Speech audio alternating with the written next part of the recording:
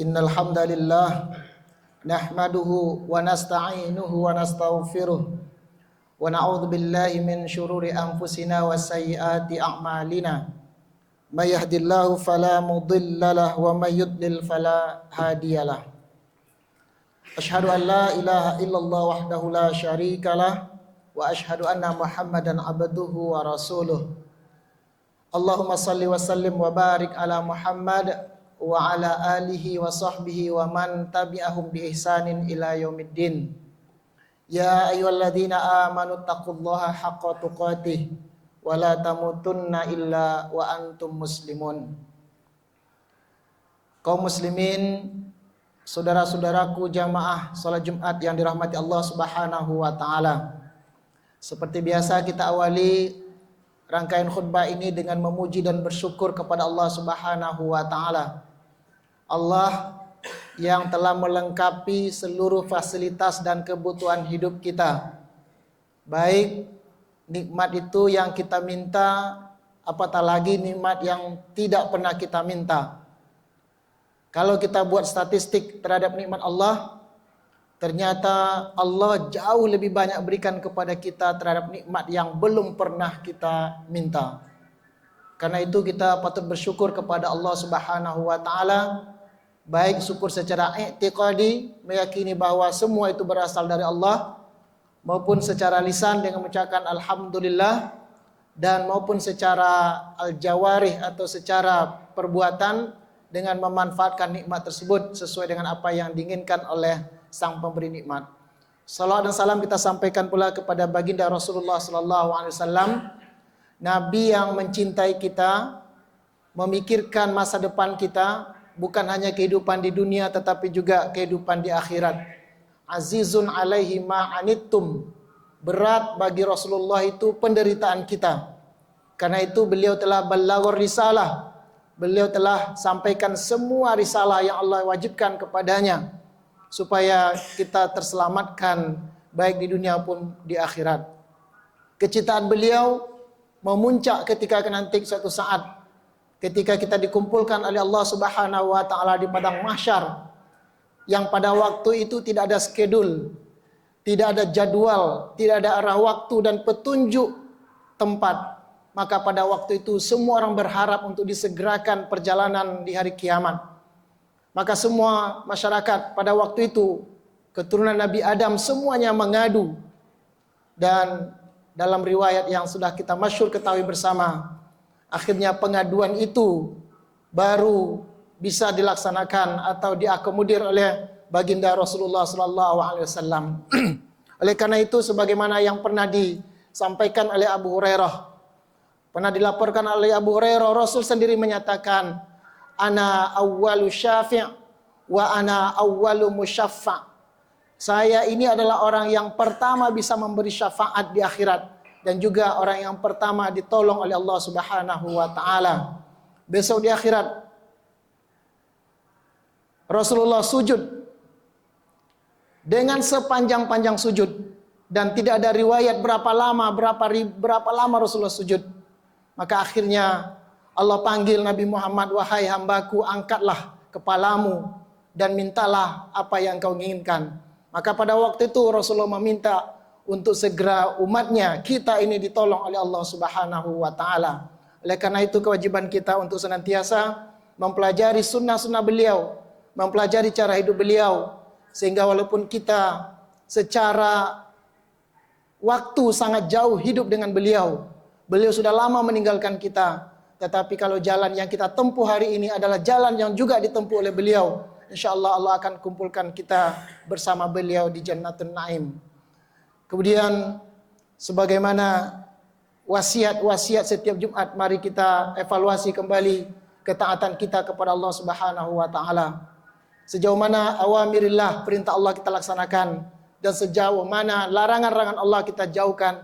Karena itu adalah salah satu jalan atau strategi kita untuk menjadi insan-insan yang bertakwa. Kaum muslimin, sidang jamaah Jumat yang dirahmati Allah Subhanahu wa taala, pada abad ke-15 Masehi atau abad ke-9 Hijriah, di sebuah negeri Mesir hidup seorang ilmuwan besar seorang ulama yang semua kita pasti kenal. Nama beliau adalah Ibnu Hajar Al-Asqalani. Ibnu Hajar di zamannya merupakan Amirul Mukminin. Tetapi untuk Amirul Mukminin di sini bukan berarti pemimpin sebagai umara, tetapi adalah pemimpin intelektualisme Islam pada waktu itu. Beliau sebagai seorang ulama, bukan hanya ulama hadis, tetapi juga ulama akidah, dan juga termasuk ulama-ulama dalam fikih dan syariat. Bahkan kalau kita mau lihat sedikit sejarah beliau, kaum muslimin yang dirahmati Allah Subhanahu wa taala, ulama besar abad ke-15 ini memiliki paling tidak, dilaporkan oleh ulama paling tidak memiliki 300 karya ilmiah beliau selama beliau hidup. Dari 300 tersebut, kenalah kita hari ini buku-buku yang maestro, buku-buku yang terhebat dari beliau. Salah satunya buku namanya Fathul Bari Bisyarhi Sahihil Bukhari, yaitu Fathul Bari yang mensyarahkan kitab-kitab Sahih Imam Bukhari. Kemudian dalam buku fikih, kenalah kita namanya Bulughul Maram min Adillatil Ahkam, yaitu buku-buku tentang fikih. Kaum muslimin yang dirahmati Allah Subhanahu wa taala, beliau yatim sejak awal. Intelektualitas beliau tumbuh di tengah kesusahan beliau. Tetapi suatu saat Allah takdirkan beliau menjadi orang sukses. Bukan hanya sebagai ulama, bukan hanya sebagai pembela-pembela sunnah, tetapi juga beliau akhirnya diminta oleh para pemimpin waktu itu menjadi Qadil Qudha. Qadil Qudha itu adalah hakimnya para hakim. Kalau sekarang disebut dengan pimpinan Supreme of Court atau Mahkamah Agung. Jadi Syekhul Islam Ibnu Hajar Al-Asqalani ini adalah sebagai seorang ketua Mahkamah Agung. Yang membedakan Ibnu Hajar Al-Asqalani dengan ulama-ulama lain adalah beliau selalu menampakkan nikmat Allah yang Allah berikan kepada beliau. Sehingga orang semua waktu itu tahu kalau pakaian beliau adalah pakaian-pakaian yang paling baik, yang paling necis. Yang beliau makan adalah makanan-makanan yang paling luar biasa baik. Kemudian penampilan beliau adalah penampilan yang sangat luar biasa. Maka suatu ketika sebelum beliau, di tengah beliau sudah memakai pakaian yang necis dan semua orang tahu ini adalah gaya seorang ketua Mahkamah Agung. Maka beliau berangkat untuk melaksanakan tugas sebagai hakim. Di tengah jalan, beliau bertemu dengan seorang Yahudi yang fakir. Imam adalah orang-orang yang sangat bergaya, memiliki cara hidup dan style yang sangat tinggi sekali. Bertemu dengan seorang fakir Yahudi, pakaiannya lusuh, datapan matanya seakan-akan tidak ada sedikit pun optimisme untuk menghadapi masa depan. Maka tanpa basa-basi seorang fakir Yahudi bertanya menyapa Ibnu Hajar Al-Asqalani, "Wahai Qadi, wahai ketua Mahkamah Agung, bukankah Rasulmu," dia katakan Rasulmu karena dia bukan sebagai muslim, "bukankah Rasul kalian Muhammad pernah menyatakan ad-dunya sijnul lil mu'minin wa jannatun lil kafirin?" Wahai ketua Mahkamah Agung, wahai hakim, bukankah Rasul kalian pernah bersabda, dunia ini adalah penjara bagi orang mukmin sementara menjadi surga bagi orang-orang kafir? Apa kata Ibnu Hajar? Shadaqa Rasulullah, wahai Yahudi, betul kalau Rasulullah mengatakan itu betul.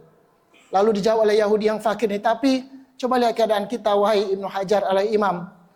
Engkau kata nabimu, dunia bagimu adalah penjara, tetapi pakaianmu sangat bagus. Makananmu sangat lezat, rumahmu sangat mewah, dan pergaulanmu sangat luas. Sementara saya, bagi kalian adalah orang kafir, orang Yahudi, yang menurut kalian dunia ini adalah surga bagi saya, sementara pakaian saya, nasib saya, pergaulan saya sangat sempit. Betulkah ini Rasulmu? Betulkah ini hadis ini dari Rasulmu? Apa jawaban seorang Ibnu Hajar Al-Asqalani? Wahai Yahudi, betul kalau Rasul mengatakan betul. Ketahuilah wahai Yahudi, jika saya seorang Ibnu Hajar Al-Asqalani dimatikan oleh Allah di saat engkau lihat saya berpakaian indah, kehidupan saya luar biasa baik ini, lalu Allah matikan saya, lalu Allah persiapkan surga untuk saya, lalu Allah masukkan saya dalam surga, maka apabila dibandingkan kenikmatan yang akan saya miliki suatu saat di hadapan Allah Subhanahu wa taala, maka dunia ini tidak lebih daripada penjara, tidak ada nilainya kecuali sebagai sebuah penjara bagiku. Sementara wahai Yahudi, engkau sekarang merasa susah. Kehidupanmu susah sekali dan kamu tidak memiliki masa depan. Kalau kau dimatikan oleh Tuhan, kalau kau dijemput oleh Allah Subhanahu wa taala, lalu kau tidak beriman, dan pada waktu Allah sediakan neraka dan Allah masukkan engkau dalam neraka, maka pada waktu itulah akhirnya kau tahu, walaupun kesusahan duniamu sangat memuncak hari ini, kehidupan di duniamu sangat susah dibandingkan neraka, maka bagimu kesusahan ini tidak adalah senilai dengan surga. Karena kenikmatan, karena kesusahanmu di dunia ini tidak sebanding dengan penderitaan yang engkau lalui satu saat nanti. Kaum muslimin rahmati Allah Subhanahu wa taala, dialog singkat ini mengajarkan kepada kita semua bahwa memang tujuan dan orientasi kita hidup adalah demi akhirat. Apapun yang kita lakukan, maka harus kita pertegas diri kita, peneguhkan dalam diri kita bahwa semua yang kita lakukan itu adalah demi akhirat, karena semua yang kita nikmati hari ini suatu saat akan kita nilai tidak lebih dari penjara di hadapan Allah Subhanahu wa taala. Fa'tabiru ya ulil absar la'allakum tuflihun.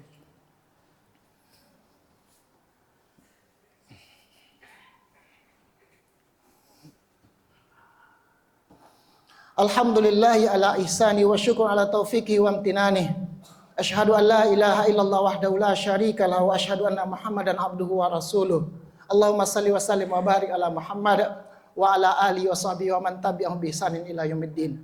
Kaum muslimin rahmati Allah Subhanahu wa taala, karena akhirat adalah tujuan dan orientasi terbesar kita, maka dalam pandangan kita kaum muslimin bahagia, tidak ada pertentangan antara dunia dan akhirat.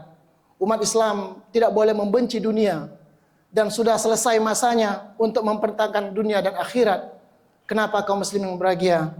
Karena bagi kita dunia adalah jembatan yang paling indah untuk menuju akhirat, dan semua fasilitas dunia bagi kita adalah cara dan investasi kita untuk menuju kebahagiaan akhirat. Maka sebagai orang yang beriman, apalagi memiliki pemahaman terhadap gerakan Muhammadiyah, maka bagi kita, tugas kita adalah bagaimana kita makmurkan dunia, bukan membenci dunia, apalagi menjauhi dunia. Tugas kita adalah menguasai dunia ini. Sehingga Islam itu disebut dengan dinus tsaqafah wal hadarah. Dunia ini bukan hanya, Islam itu bukan hanya persoalan-persoalan ibadah tertentu, tapi adalah dinus tsaqafah wal hadarah. Islam itu adalah agama peradaban, agama kebudayaan. Karena itu semua aspek kehidupan manusia mesti dikuasai oleh umat Islam.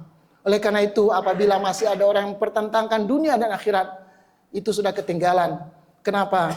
Karena bagi kita, tugas kita menguasai dunia, tetapi penguasaan dunia kita tidak lebih kecuali untuk mempermudah hitungan kita ketika bertemu dengan Allah Subhanahu wa taala.